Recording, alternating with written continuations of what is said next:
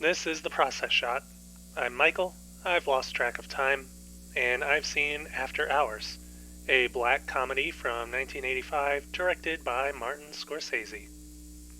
It follows Paul, an uptown office yuppie who is drawn towards Marcy, a girl from Soho, who he meets in a coffee shop. He ends up agreeing to visit her later that night, but after losing his cash out the window of his taxicab, things only go from bad to worse, as he meets with Marcy, her artist roommate Kiki, and a whole other host of characters who populate this side of the city, all of whom seem to have a bone to pick.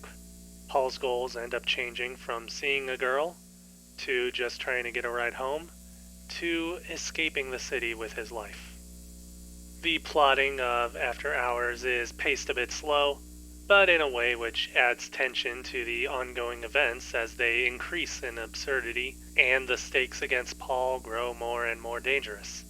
The film almost seems to delve into horror genre elements, especially near the end of the film, but it's hardly committed to that genre at all. Instead, it just illustrates how Paul finds himself outside of his comfort zone and beyond his expectations, lost in a place that looks like it could have been his home but is far from it, and every step and action he seems to take only make matters worse.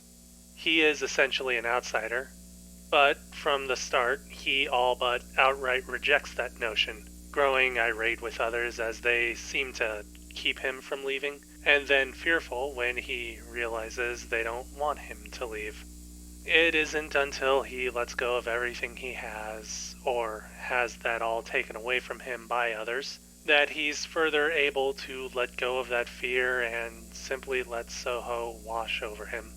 That may all seem a bit metaphorical, but I'm pretty sure that's the idea here. At least that's how I see it.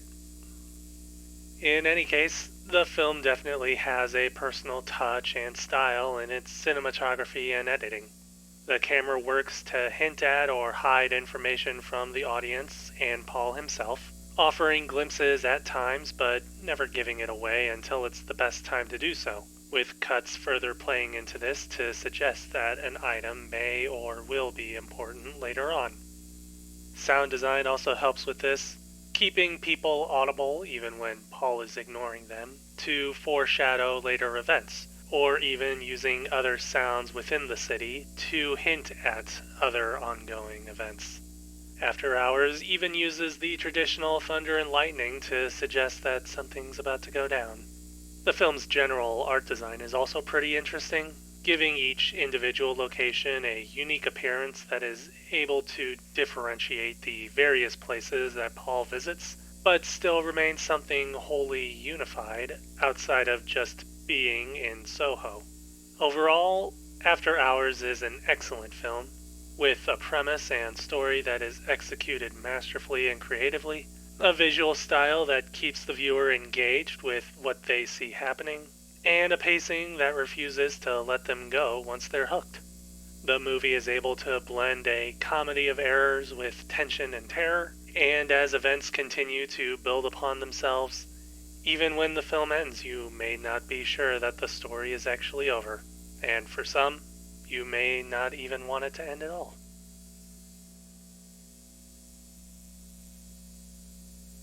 After Hours, Martin Scorsese, 1985.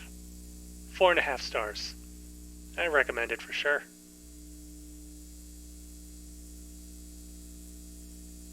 That's it for this review. If you liked it, please leave a like. If you have other thoughts, leave a comment below. As always, subscribe to the channel for more reviews in the future. This movie has me convinced that if I'm going to be carrying cash, I need to make sure that I have more than a single $20 bill and spare change to my name.